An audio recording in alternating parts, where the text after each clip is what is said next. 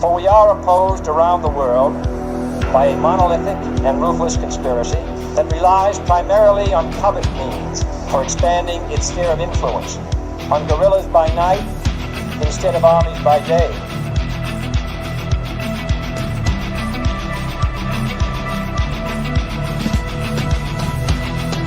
On infiltration instead of invasion, on subversion instead of elections. If I were the devil, I'd take from those who have and give to those who wanted until I had killed the incentive of the ambitious. Violence and vandalism is being led by Antifa and other radical left-wing groups who are terrorizing the innocent, destroying jobs, hurting businesses, and burning down buildings.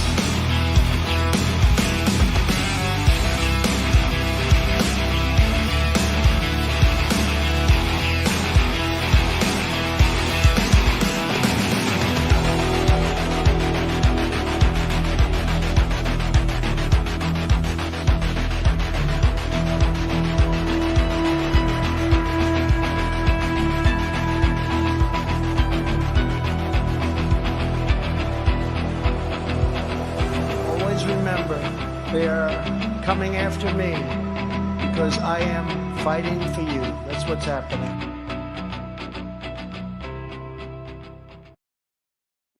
Greetings, fellow thought criminals. Thank you for joining the Insurrection. I'm Michael Lauber. This is Derek Evans, and we have quite a show in store for you guys tonight. Absolutely, man. So blessed. We have Jamie Glazov, a renowned author, and so many other things. Founder, I guess you would say, of the Glazov Gang. Welcome to the show, man. What an honor and privilege to be here. Thank you so much. Oh, absolutely. Thank you for joining us. I've been a fan of your work for a long time. I followed you on Front Page Mag, read several of your books, and we kind of wanted to highlight your latest work that you edited that released recently. And I understand you kind of collected the work from how many other authors did you have involved in this piece? Well, there's 11 experts and there's 18 essays, and every single one of them is a very frightening revelation, exposing what Obama really did and what his legacy is. And we're seeing his third term now. Oh, yeah, absolutely. Because when I look at a lot of what's going on today, I don't think anybody really believes that Joe Biden is in control of anything, including his own bodily functions, that someone else is clearly pulling his strings. At best, he's a puppet.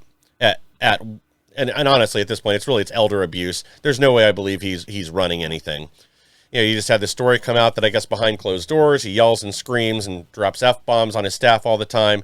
And again, that's another sign typically of somebody that's dealing with Alzheimer's, or having other memory issues because they're getting frustrated that they don't understand what's going on. They're not remembering things, and they think, they lash out at people around them. So how much influence do you think Barack Obama has on this current administration? Well, that's a very good question, because, in Dostoevsky's book, Brothers Karamazov, there's a murder of Fyodor Karamazov. But the question is, was it the individual that murdered him, or was it the individual who gave the idea to the murder? And the reason I say that is because ideas matter. And so could it be that Obama is, holding Biden's, hand and, hurting his elbow in the middle of the day and screaming at him on the phone?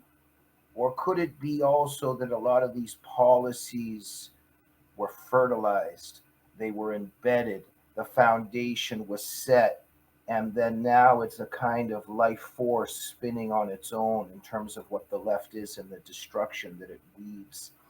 And, you bring up something very important, Mike. There's something it's also very sobering and telling how the devil works, because in terms of Satan, we know that something could just be very horrifying. Let's think of like a horror movie, but something can also just be very eerie and surreal and strange and eerie and perverted.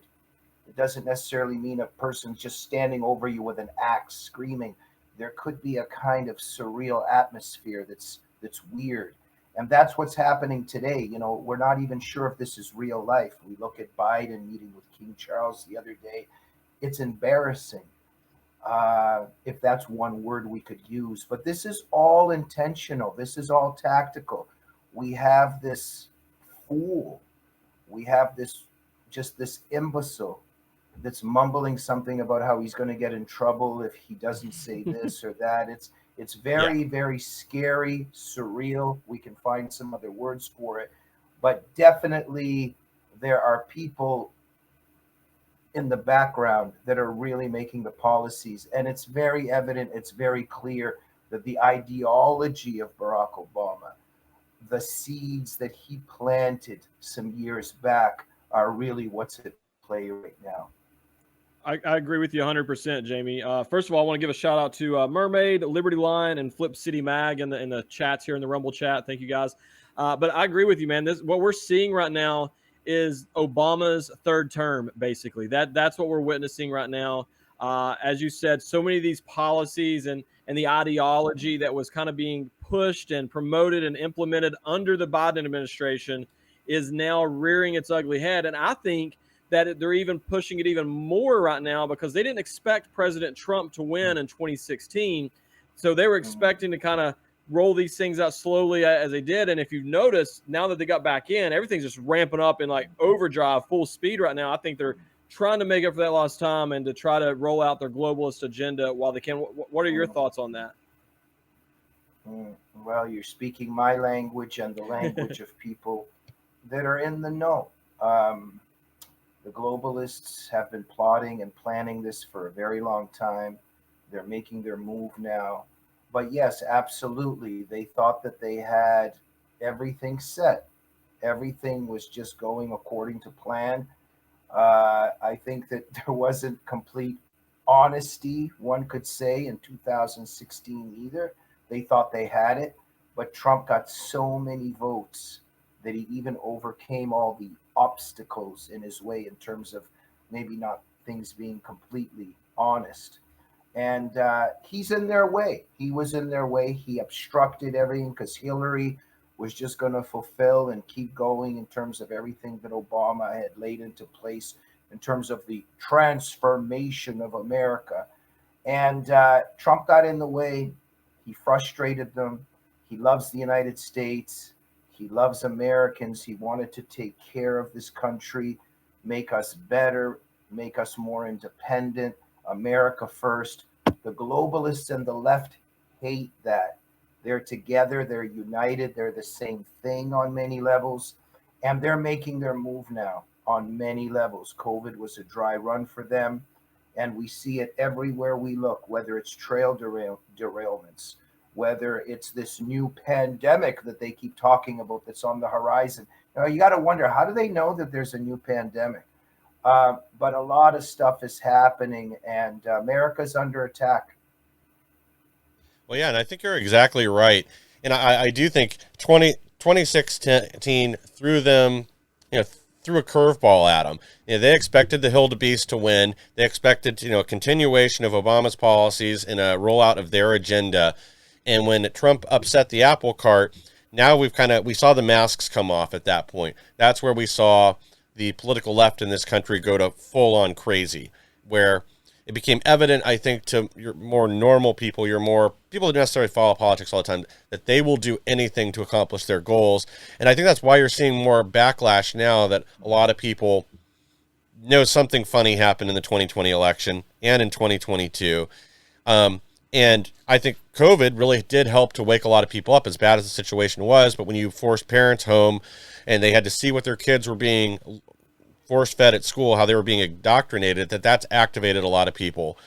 And I do see this continuation of Obama's policy, his legacy, in the Biden regime, with even who Biden surrounds himself with, like Susan Rice and a lot of the other key players from the Obama regime, how they are back in place under Biden, some of them in slightly different roles, but it's the same hands pulling the strings.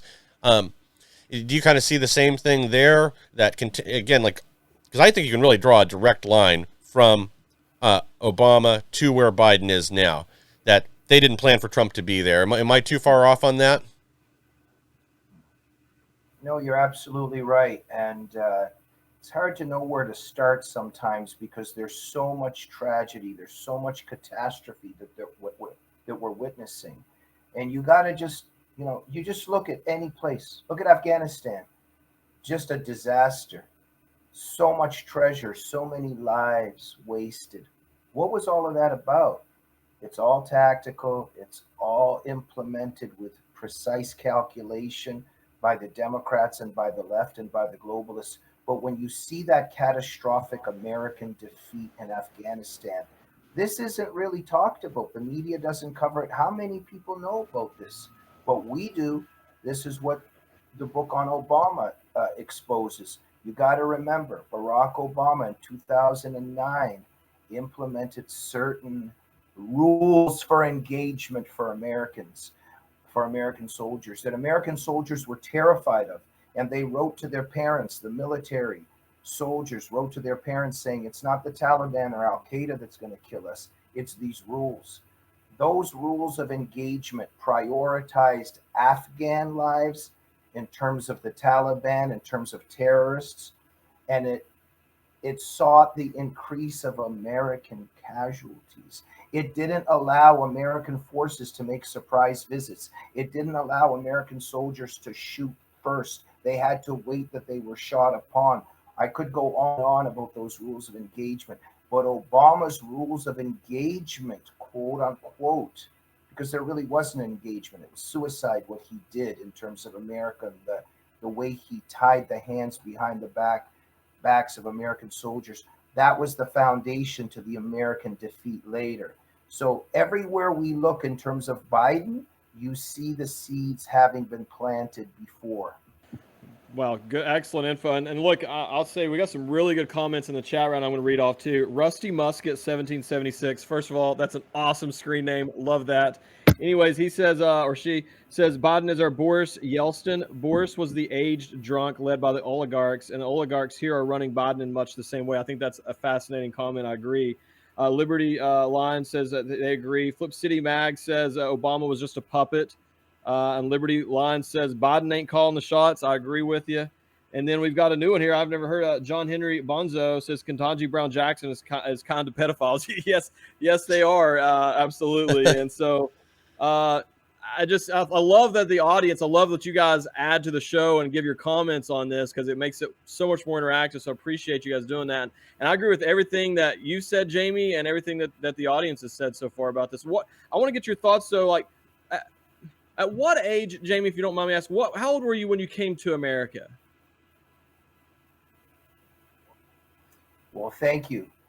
Thank you for knowing my background. My dad and mom were very courageous people that I love and admire so much. I try to be courageous, but I don't know and don't think I will ever be as courageous as them. They were two dissidents in the Soviet Union, and they risked their lives standing up against the Soviet regime, and love mom and dad so much. And it's a very long story, but we were very lucky to get out of that hellhole, the Soviet Empire. And I qualify that a little bit because Russia's not a hellhole. I love Russia. I love my people. I love my culture and my country. But the regime that had taken over was a monstrous evil entity. And I was 5.5 when we got out of there. And I could smell, taste freedom even as a 5.5-year-old when we came to America. And I fell in love with this country. And as I was growing older, I began to see that there were these species. They were called leftists. And they were always insulting my dad and mom. They were always trying to shut my mom and my dad up, telling them, no, where you come from is a beautiful place. And where you are is an awful place. And they wanted to turn this country into what we had escaped from, the Gulag, the Soviet monstrosity, that communist evil empire. Ronald Reagan had summarized Alexander Solzhenitsyn's book, Gulag Archipelago, in a couple words. the evil empire. And Derek, we escaped the Soviet Union, but we're very, very, very sure now, and it's very obvious that the Soviet Union has come to us. And it's heartbreaking for everybody that loves freedom, but it's very especially frightening and very hurtful to us immigrants who come from a totalitarian society, who thought that we had come to a free society, and to see that pernicious ideology now having taken over this country. And we're living in a country now where instead of even our intelligence agencies fighting for freedom and looking for communist spies or Islamic terrorists, they're in the parking lot now of schools writing down license plates of parents who don't want drag queens dancing in front of their little children. This is horrifying what's happening, and the Bolshevik Revolution is now here. Well, and that's what I want to ask. That's why I wanted to ask the question, Jamie. And thank you for the feedback for not only myself but all those in the audience who are watching. I think people such as yourself play such an important role right here in terms of warning Americans as to the direction our country's headed in right now. It's one thing for someone such as myself who says, I think that we're headed towards communism and all this. It's another when someone who's already fled those places and they say, look, we've lived it, we've seen it, we've experienced it, and that is that's the road we're heading on right now in this country. So God bless you for being a patriot and for sharing that information with the people, because I think it's important to get it out there. So thank you. Yeah. Well, one thing that has always bothered me, that frightens me, that disgusts me, is a very large number of human beings confuse their emotional incapacity for their political disposition. Yes. And what I mean by that is that, oh, be quiet, Derek, you're paranoid, everything's going to be okay. Jamie, you need to have faith, things are okay. People that have absolutely no faith are lecturing me to have faith.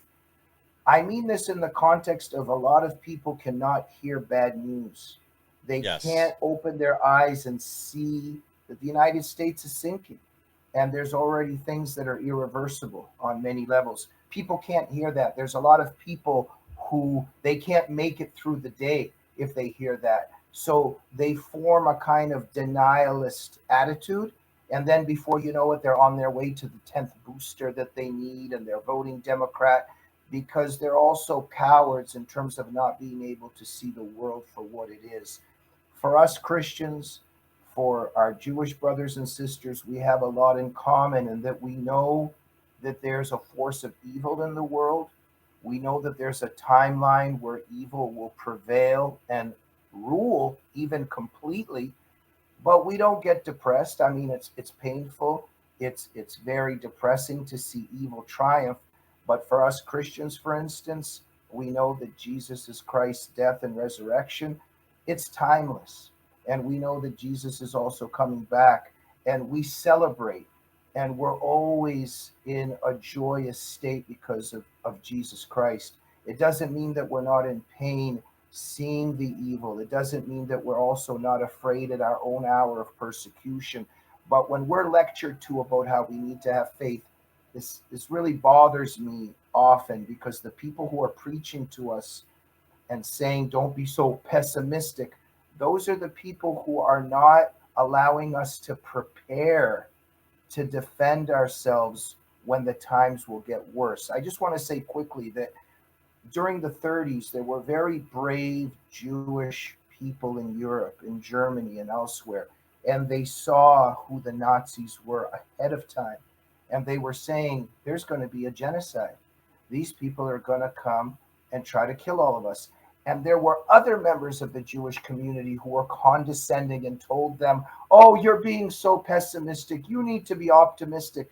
And those are the people who didn't allow a preparation, that when the time came when the Nazis said, just put this little thing on your clothes here. And you know what, just come over to the Warsaw Ghetto here. You know what, just get on the trains. We're just going to take you over here. That a lot of the Jewish people, in a tragic way, that followed those rules and followed those directions. And of course, there was a difficult situation. and there were many points where they couldn't say no. But if there had been a clarity, and if those denialists were not so powerful, the Jewish people who saw with clarity, there could have been a better preparation against the evil that was coming. See? And so I think that that's a very important lesson. And that is why, thank the Lord, that now Israel exists and the Jewish people can defend themselves against anti Semitism and against Nazism, etc. But we have to learn from those lessons of the early 20th century. And we have to be very honest and see with clarity, because the time is coming where people are going to say, you need to put this little chip into your hand here and everything will be okay. That's the stage we're getting at soon, and we have to prepare for that rather than listening to the people condescendingly telling us that we're conspiracy theorists and just going along with the program. Oh, bingo. And you're exactly right. Like, the warning signs are already out there. And we already see too, between the Biden regimes, they just lost a case in the courts over censorship. They want to be able to censor people on social media. So they want to violate our First Amendment rights. We also see how they demonized anybody that even questioned the vaccine, let alone, actually stood up against it. But even asking questions or not wanting to go along with the program, whether we're talking like Attilas Gem or dozens of other companies or just individuals that didn't buy into this and didn't want to, just without asking any questions, go forward and get, your 6 vaxes. We're already seeing them kind of split people off into 2 different camps and try to divide us as much as they possibly can. What else do you see on the horizon? Like, do you think like the next big control step is going to be whether it's central bank digital currency, or that there's going to be some other type of major push to drive this wedge through the American people sooner? And then are there any other warning signs that you see on the horizon? Because I do think that we are headed towards, it might not be another literal Holocaust, but we are headed towards something extremely evil if we don't put the brakes on this thing soon. Yeah, you can feel it. You can feel it on the way. It's interesting that, for us Christians in Revelation, when it says that there will be the mark of the beast and whoever doesn't have the mark will not be able to buy or sell. In the recent past, we couldn't really maybe understand that completely in terms of reality. Oh, that must be a very long way away. Just look what happened to the truckers in Canada. Yes. Bank accounts frozen.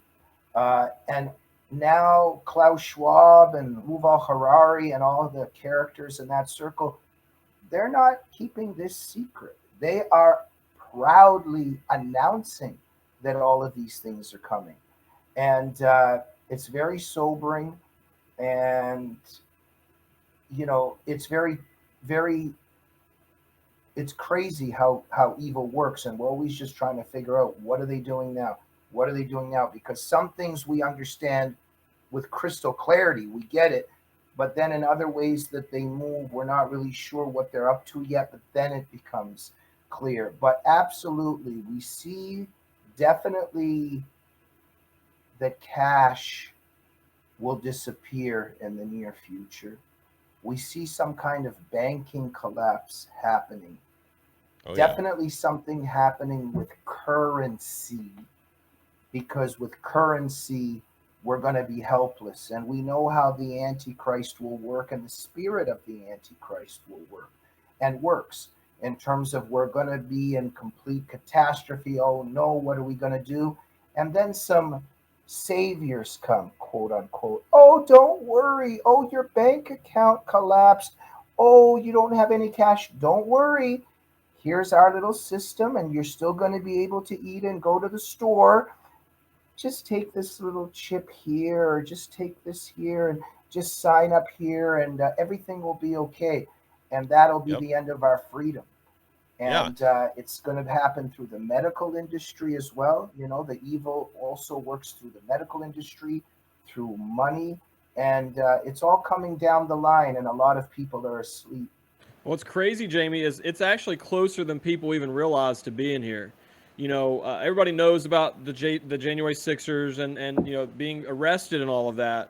Okay, and I'm sure it's happening to other people, but like people purchased guns and already been denied. They didn't want to let them use their money to do that. But in the January 6th situation, Jamie, I don't know if you know, I was a January 6th political prisoner. So we've been debanked. So it's already happening in terms of turning it off. Like none of the major banks will allow J6ers, because they know they're conservatives, to bank with them.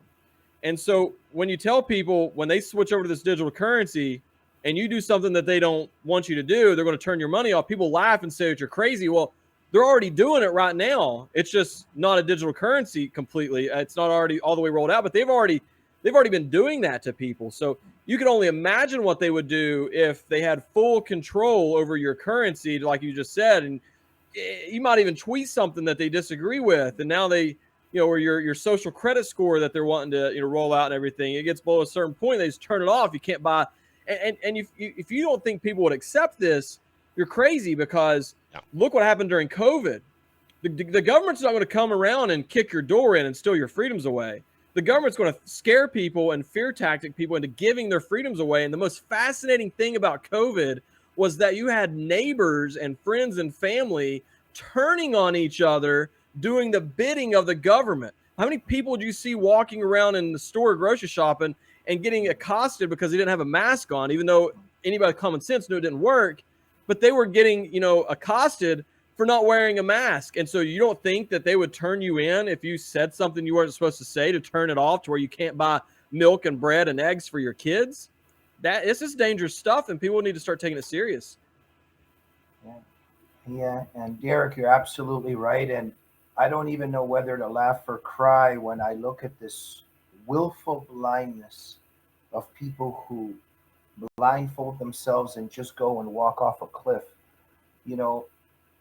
During the Stalinist regime, there was a few Politburo moments where Stalin was explaining some things, and within that explanation, he was basically saying that there was going to be purges, and that the people who were sitting in the Politburo listening would be killed, would be put into concentration camps. It was very clear that what he was saying was, I'm going to get you. And the Politburo members walked out of the Politburo chanting, Stalin, Stalin, Stalin. It's incredible how the left works and how hypnotic the leftist ideology is, because they will sacrifice other people, but also themselves on the altar of that ideology. And my book, United in Hate, deals with these fellow travelers, political pilgrims that traveled to these communist hellholes that they believed were paradises, and they died there. Many of them died there. And we know of, for instance, leftist feminist activists that go to Gaza and try to, think that they're going to help against Israeli imperialism and all these things, and they are brutalized and raped by the Islamic terrorists that they come to help. There's a suicidal movement inside of the left. And Derek, Yes. what you're talking about, it's bingo. And I can't help from just looking at these people yelling at me the last couple of years, and they're saying, Jamie, you're a conspiracy theorist, and they have 50 masks around them. They have 100 booster shots in them already, and they're standing on this dot at Walmart, right on that little circle that they were told to stand on, and they're just standing there, and they're telling us that we're conspiracy theorists. And meanwhile, they're leaving from standing on that dot to putting on another mask and heading for another shot that there's already empirical, terrifying evidence that these shots are hurting so many people on so many levels. But the risk of not being accepted by your community, and if the people around them standing there saying, you like Donald Trump, you don't care about grandma and granddad, and you don't really care about the safety of everybody. They're so afraid of those accusations. So many people are so afraid of these leftists that come forward and say, you're a white supremacist, you're a racist. They're so afraid of being called that they will be involved in a one-party movement that ultimately will kill millions of people, but they themselves will die inside as well. Yeah, absolutely. And I think a lot of them, like, I don't know if they don't realize that they're the sheep or they don't want to realize that they're the sheep. You know, they go along with whatever the television tells them to do and tells them to think, and they have this false sense of moral superiority because of that. They think that because they support the current thing and are doing the current thing, that they hold moral power over any of us that question anything. You know, I guess that's the other thing that kind of got me during COVID was this whole attitude towards science, that you weren't allowed to question anything, even though really that's the foundation of science, is asking questions and getting answers. And as the data changes, we change how we respond to it. I'm going to dig a little deeper into that, but first we're going to take a quick break, hear from our sponsors, and we're going to be right back with more. Hi, everyone. I'm Michael Lauber. And I'm Derek Evans, and we're here to talk about our fellow brothers and Christians who are being persecuted in Nigeria. Did you know that a staggering 90% of Christian deaths worldwide occur in Nigeria? This is a grave situation that demands our immediate action. That's why I want to highlight the organization Equipping the Persecuted. They are boots on the ground, tirelessly working to provide vital support and resources to those affected by Christian persecution in Nigeria. By donating just $25 or more if you can afford it, you can make a significant impact on the lives of the persecuted. Your contribution will help Equipping the Persecuted respond quickly to attacks, support widows and orphans, rebuild destroyed churches, and empower local village security teams. But it's not just about charity. It's about upholding the fundamental principle of religious freedom. We live in a world where everyone should be free to practice their faith without fear of persecution of violence. By supporting persecuted Christians in Nigeria, we defend this essential human right and promote a more tolerant and inclusive society. Galatians 6:10 reminds us of our duty to do good, especially to those who belong to the family of believers. This is an opportunity to make a difference, to stand up for those who cannot stand alone. So join us in taking action. Please go to equippingthepersecuted.org or contact them directly at the number below to make a donation. Together, we can be a force for change, providing hope and assistance to our persecuted brothers and sisters in Nigeria. Remember, this is a humanitarian crisis that transcends borders and calls on us to show compassion and solidarity. Let's make a difference today by donating $25 or more and help change Christian lives today. Portland Occupied Zone is a semi-cooperative board game where you and up to 7 other players role-play as slacker activists trying to bring about socialist revolution in Portland's Fantasy Hawthorne district. Occupy local businesses, loot them, burn them down, and then loot them again. Assault the police and each other, light dumpsters on fire and roll them into crowded intersections, take a dump in the ball pit. The more mayhem you cause, the faster and stronger your filthy, disease-ridden squatter utopia grows. When your band of heroes finally defeats the police and takes over the municipal courthouse, the biggest disaster of a human being is the winner. There are 8 different characters, each with their own unique abilities and styles of play, close to 100 different useful items to loot, and dozens of in-game events and minor objectives. And if you get injured, not to worry, there is a medic on site, and if you don't attack him, you probably won't get shot. Welcome to Southeast Portland, the cultural mecca for ugly white people who can't afford San Francisco. Please come and patronize our many offbeat and eclectic local businesses. There's a vintage clothing store, a food co-op, an absinthe distillery, a tattoo parlor with a methadone clinic in the back, and many others. Did I say patronize? I meant steal from and set on fire. Take that, capitalism. The Portland Police Department exists, but due to inconsistent and contradictory instructions given to them by the City Council, and occasionally being defunded, they are mostly content to observe with amusement the chaos unfolding around them. If you commit a very serious crime, however, they will eventually have to come and get you.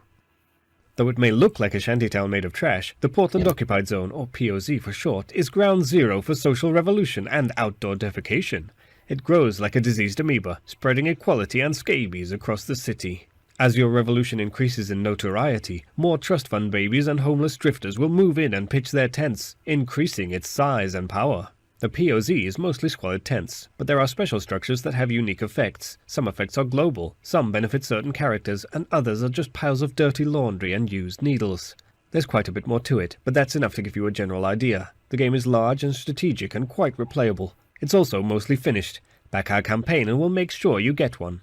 This is our 3rd board game campaign, and we delivered the first 2, so you can be reasonably confident we won't just stuff your money into a duffel bag and run off to Costa Rica or something. Hi, everyone. Thank you for staying with us, and please support our sponsors so that we're able to keep bringing you the news the mainstream media doesn't want you to hear. And before we went to break, I kind of wanted to dig into something because this has kind of been a concern that's been more and more at the forefront of my mind over the last few months. That, as we touched on before the break, we saw people basically turn into the Gestapo during COVID, turning in their neighbors and everything else. And I don't think it would take very much at all to push people back into that role, that they felt empowered and entitled when they were doing the regime's bidding.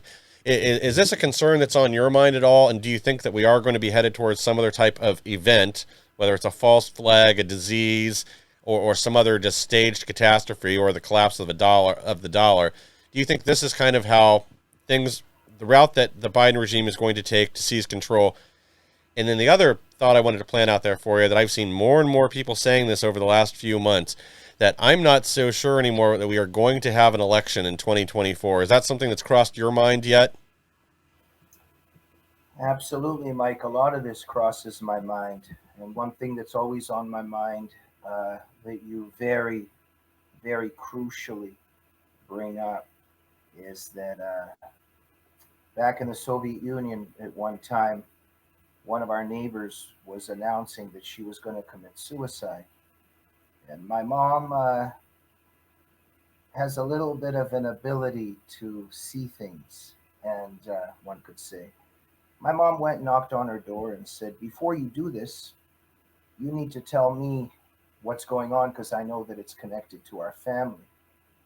And this particular lady began to cry and say, "Oh, the KGB has threatened me for years, and I had to report on everything that your family was doing." In general, the KGB found out that she was having an affair. They threatened to tell her husband, but they wouldn't tell her husband if she reported on what the Glazovs were doing. Somehow the KGB knew that my dad believed in God, that we had been raised as Christians. That was illegal in the Soviet Union. The KGB knew a lot about us. And somehow my manager, in certain places where I was, when I say my manager, sorry, I just mean managers in certain institutions. It could be a gym, it could be certain places during the pandemic. These superiors somehow got these phone calls that I wasn't wearing a mask. And there were a couple of situations where, by the way, I found out who had called on me. These particular people who called on me and ratted on me were hundreds of yards away. There were people looking out windows, seeing Jamie Glazov laying in the sunshine or talking to somebody without a mask on. They made the call that Jamie Glazov wasn't wearing a mask. This was very widespread. When we look at the history of East Germany and how many spies there were, we look at the history of the Soviet Union and we know how much spying there was and telling on each other that there was. You ask a very crucial question, and we have to remember what happened during COVID. There were rats and snitches everywhere. There's something inside a very large amount of people where you want to be good for daddy. You want to be good for the state. I'm going to be good. Oh, he's not wearing a mask. He didn't get his shot. I'm going to go tell daddy now.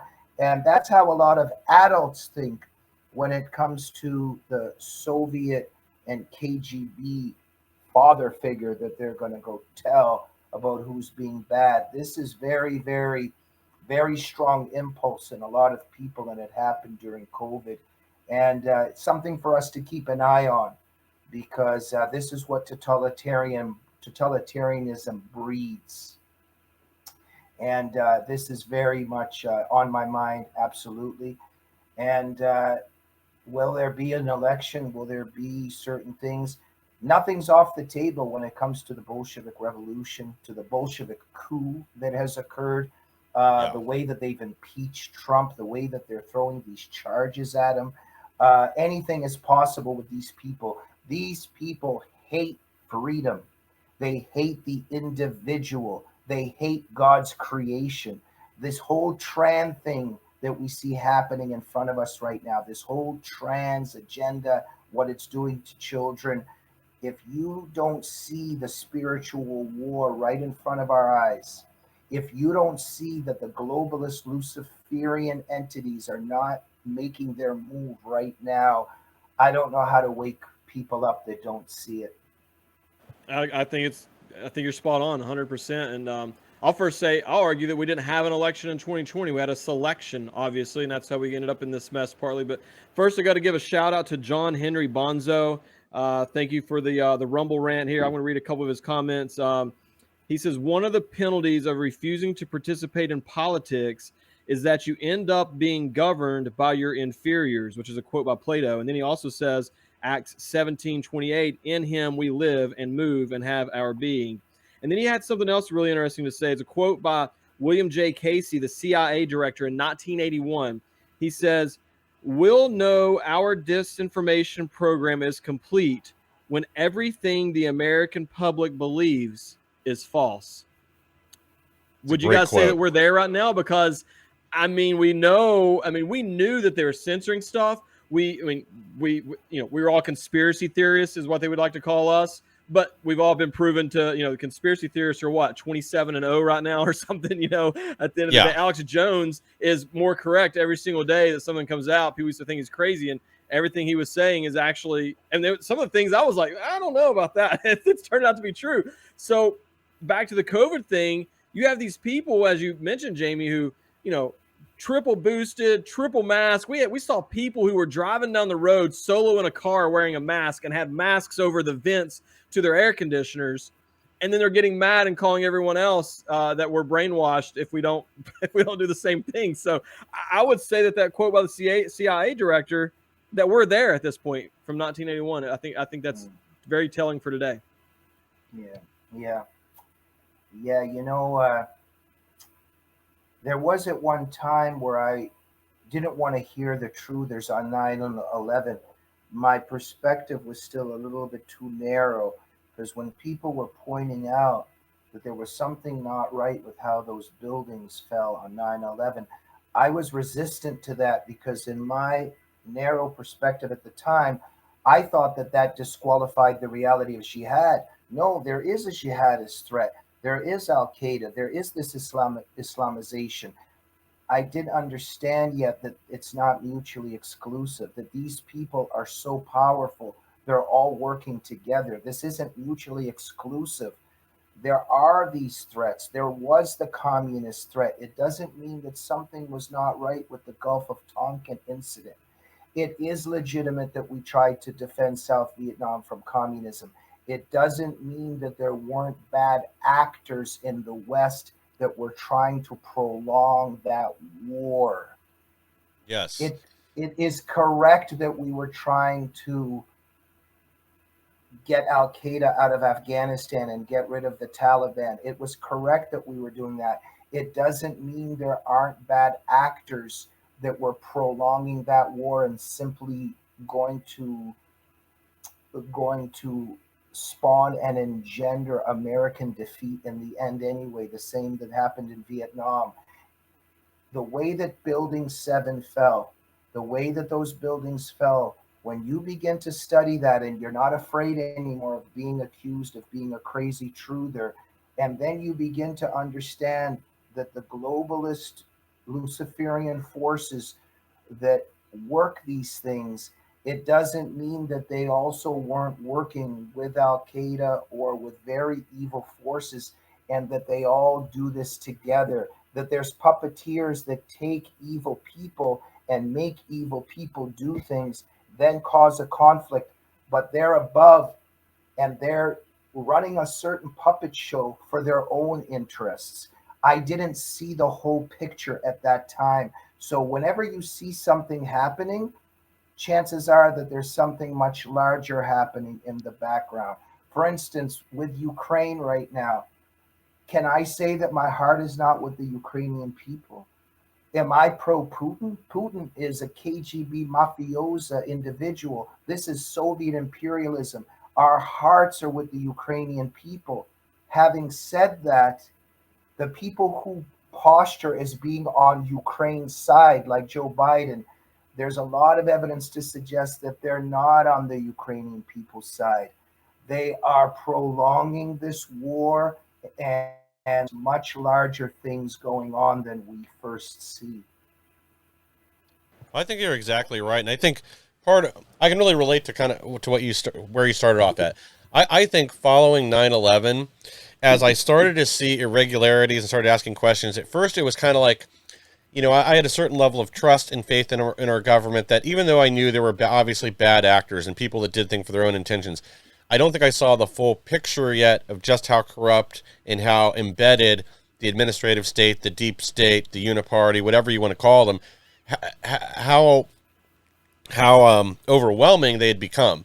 That even though there were certain things that didn't add up, I wasn't really asking the right questions. I just kind of assumed they were telling the truth. That, oh yeah, we need the Patriot Act. We need these new tools for spying, for domestic spying, because that's the only way we're going to prevent additional.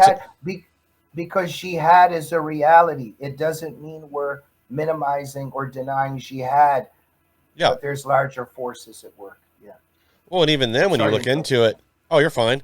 When you look at like how the CIA trained, Mujahideen to fight against Russia when they were in conflict in Afghanistan, a lot of these pieces start adding up on a longer time scale when you start looking at things and start actually asking questions. But the tool of the Patriot Act, I think that's kind of where we're seeing the fruits of that today. We're seeing our federal law enforcement agencies weaponized and turned into domestic intelligence agencies that are being utilized against people, that anyone that does not believe with the mainstream uniparty and their allies in the media, but I guess I repeat myself, whatever they believe. So it doesn't matter if you're further to the left or you're somebody like RFK Jr. or you're Donald Trump. Anybody that questions that, or anybody like us, you're public enemy number 1, number 2, you're on that list. Do you see like this weaponization of government continuing to increase, or do you think there's a path out for that? Or do we just need to scrap the FBI, gut the CIA, and scatter them to the wind, as JFK Sr. said? Well, Michael, I think you're answering your own questions, and a little bit. They're very. I mean that in a good way, because you're asking that. It's one of the most profound questions that there is, and you're right on the money. And I would just put it into context, because we see what's happening, and it's always very sobering how evil works. And I think of it in a spiritual sense as well, because the devil hates freedom. He hates God's creation. He hates us being free.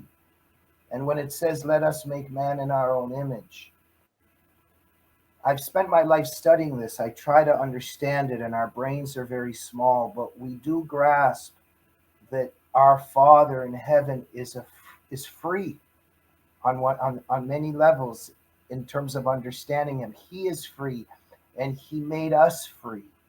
And he can't reveal himself and allow us to be free at the same time.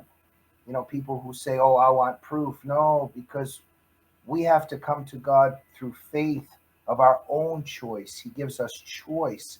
Now, why I'm talking about that is the beauty of him giving us choice, the beauty of him giving us our freedom. Evil hates our freedom, and it's always trying to suffocate it. In the Tower of Babel, we see the tower always trying to be built by leftists, because that Tower of Babel, trying to reach the heavens and trying to unite all humans on many levels. See, it's very, very deceptive how evil works, because the devil wants to make us one, and it feels really good. What John Lennon sang about, and how leftists talk. We're all going to become one, but on many realms, when the devil makes us one, he can control us easier. Yeah. So when God scattered the people after the Tower of Babel, when he made different languages, there's a lot of meaning there, because there needs to be differences, and there needs people to have their own talents, to have their own cultures, to have their own lands. There's something to that. There's something to Donald Trump trying to keep America out of the globalist oneness. So some people might think that I'm all over the place here, but there's a method to my madness. What I'm getting to here is it's not just the Soviet regime, the Maoist regime. It's not just Pol Pot. It's not just Putin. It's not just Klaus Schwab. It's not just those entities that hate human freedom. Those entities are also in America. And the evil entities that hate human freedom have taken over not just American campuses, not just the White House, not just Hollywood, not just media, but now even our intelligence agencies. And at one time, we thought it was America versus the bad guys. It's true if America is Derek and Mike and Annie Cyrus and Charlie Kirk and General Flynn, yes, those are the heroes. But there are bad actors that are now in power on many levels in America. And they're ruling over us now, and they're on the side of the people that are trying to cut our throats. Absolutely. And I just want to, yeah, no, I got it there. Wanted to really quick. John Henry says we have a resident in office. I agree. Dan Dreyer asked, how many actual votes do you think he got? Estimates are all over the map. And John Henry Bonzo says he suggests it was less than what Hillary had in 2016, which I'd agree with. But back to the Ukraine thing, I wanted to touch on that. Look, Americans are very charitable people, right? And so all these bleeding heart liberals who, think that we should be sending all this money to Ukraine. Look, I would argue and say, stop stealing our tax dollars and sending money to Ukraine. But if you as an individual want to start a Give Send Go or GoFundMe or whatever, and you want to donate your own personal money to send to Ukraine, I would applaud you for that and say more power to you. As far as Lindsey Graham and politicians like that who want to continue pushing this narrative, first of all, we all know that the Biden crime family and probably some of the rhinos as well are all laundering money back to themselves. I mean, we know that they fat fingered, $8 billion. So who knows how much money's missing other than that. But Lindsey Graham and these rhinos and those guys on the left who want to push this and pushing us towards World War III, I would argue that you guys are so gung-ho about this. If you're not of fighting age, it can be your children and your grandchildren who can be the first ones to go and fight a war in a foreign country. And we'll leave the conservatives who've been against this, their children can stay home and all the leftists can go fight this. And that's what's frustrating to me is it's just virtue signaling. And virtue signaling bothers me anyways. But virtue signaling in the context of potentially dragging our entire country into a world war, that just really upsets me. I don't want to say anything else because we won't be able to put it out on some of our platforms, but that's how I feel about it. Absolutely, Derek. And the way that the globalists and the left frame issues is often false because, again, I want to stress, especially from my background and what's in my heart, Putin represents the Soviet imperialism and monstrosity. And we have to understand what's happening in Ukraine in the context of what Stalinism was and the forced famine, how they forcibly starved millions of Ukrainian people. Ukrainian people have a right to be free, have a right to be independent, and all people of good conscience need to oppose when an evil regime like Putin's invades a country. We need to support the free people. Now, having said that, Biden and these entities that are pretending that they're for Ukraine, they're not. And until somebody like Donald Trump gets in office, that's where we have to support.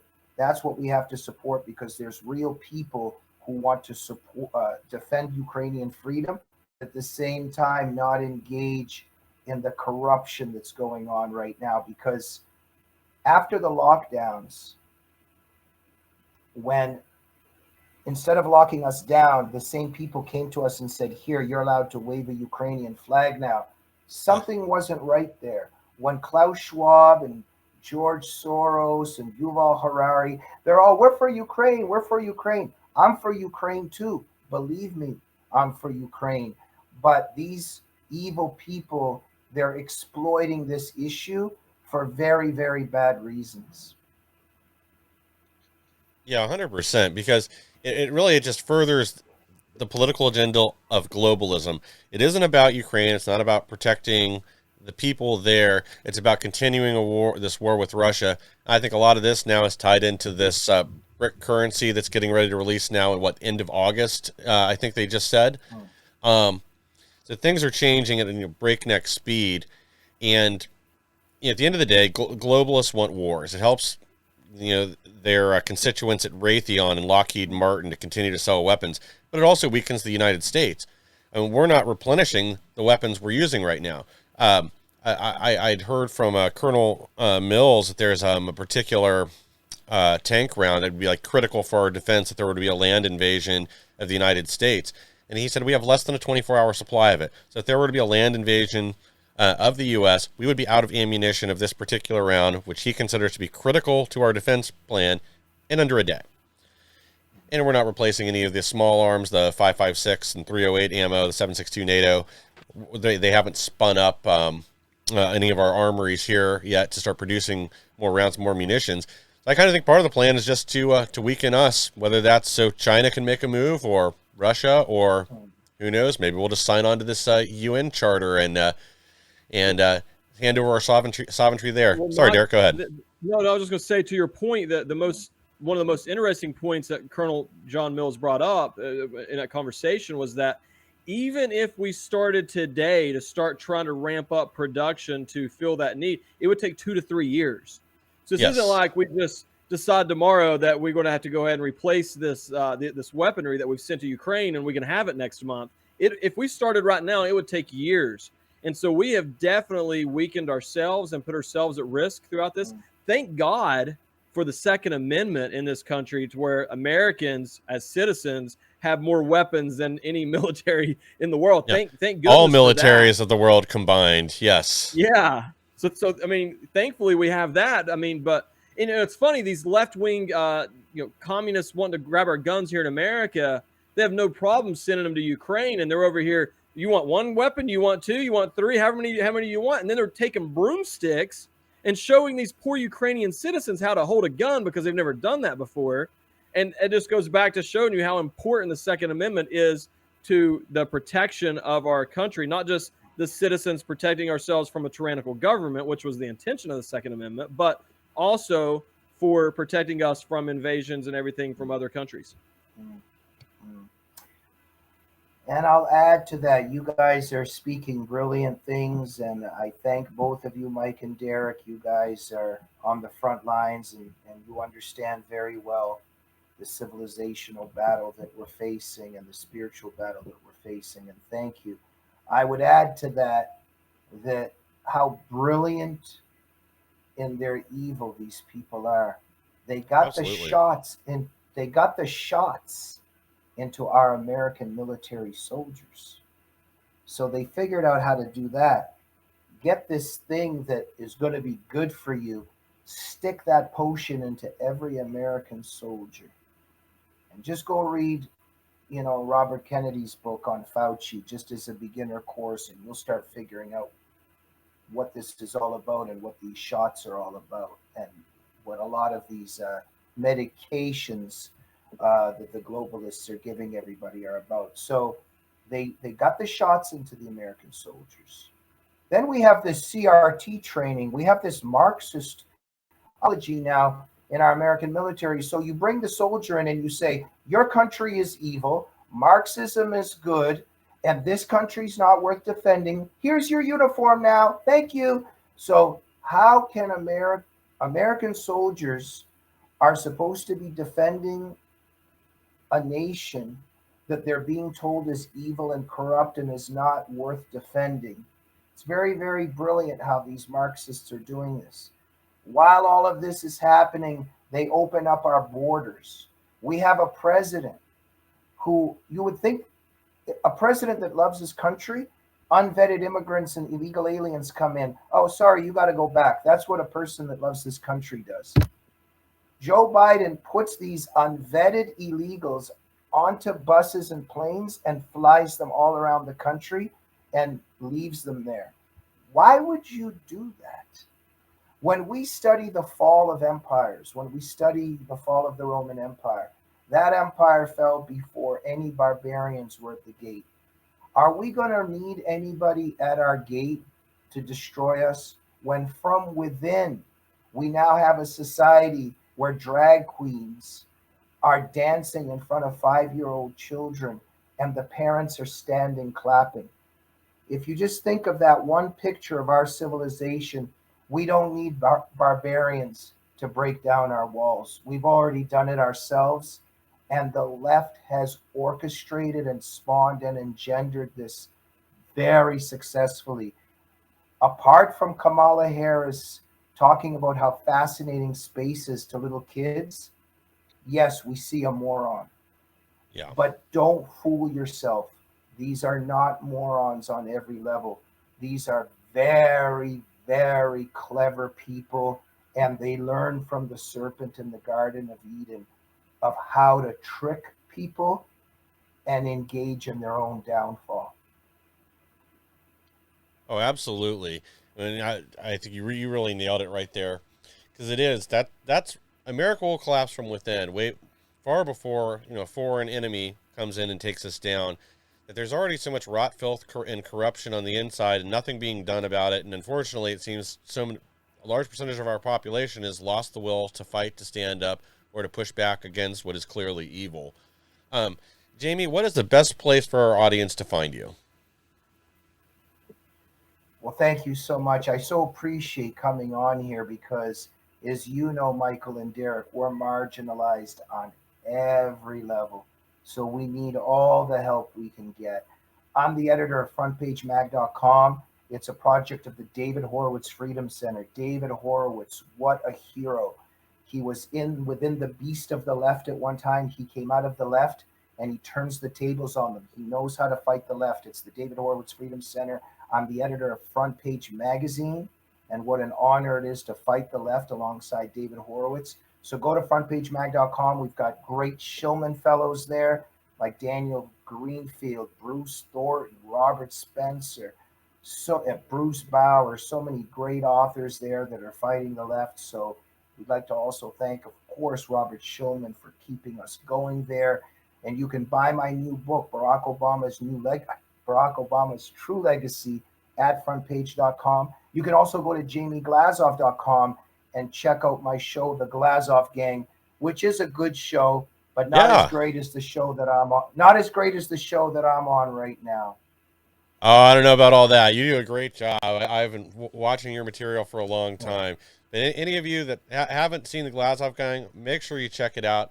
Make sure you follow Jamie's account at Jamie Glazov on Twitter, and go pick up his book. It'll be an inspiration. I have not had a chance to read through this all the way yet, but Jihadi Psychopath and oh man, I just blanked out. You're right. I've read your other book too. Tip of my tongue. United in Hate. United in Hate. I show the left's romance with totalitarianism, and in my book Jihadist Psychopath, I've studied psychopaths all my life, and they're the crybabies. They punch you in the face, and then they start crying, and you have to apologize to them. That's not just how jihadists work. It's how the left works. And my book exposes that, and they're doing that right now.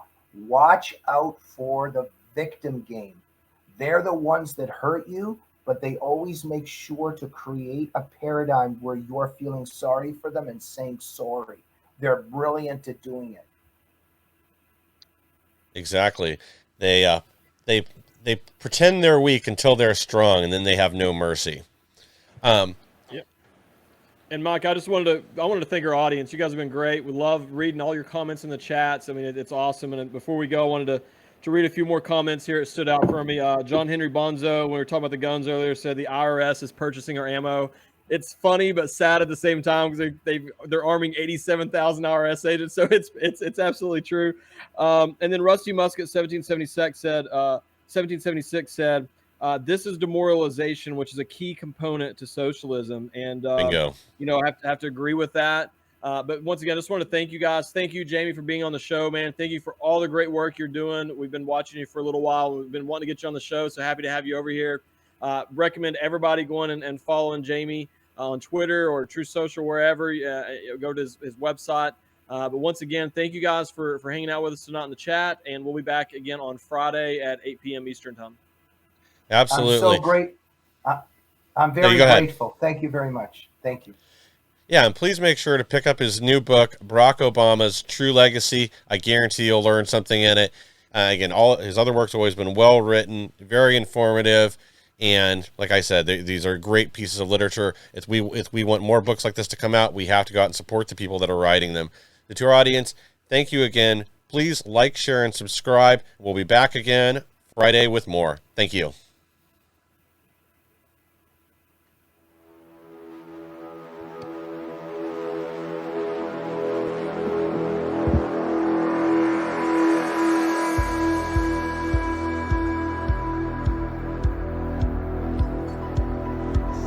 For we are opposed around the world by a monolithic and ruthless conspiracy that relies primarily on covert means for expanding its sphere of influence, on guerrillas by night instead of armies by day.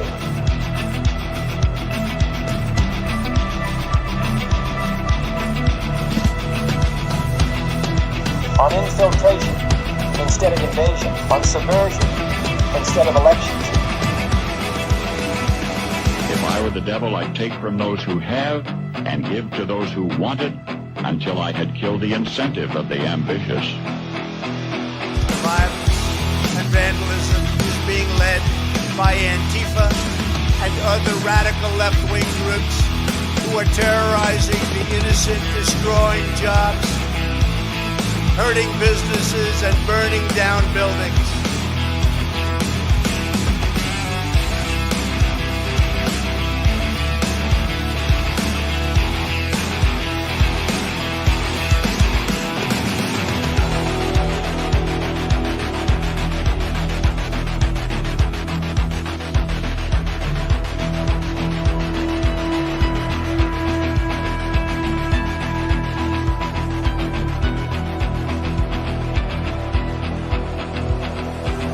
Remember, they are coming after me because I am fighting for you. That's what's happening.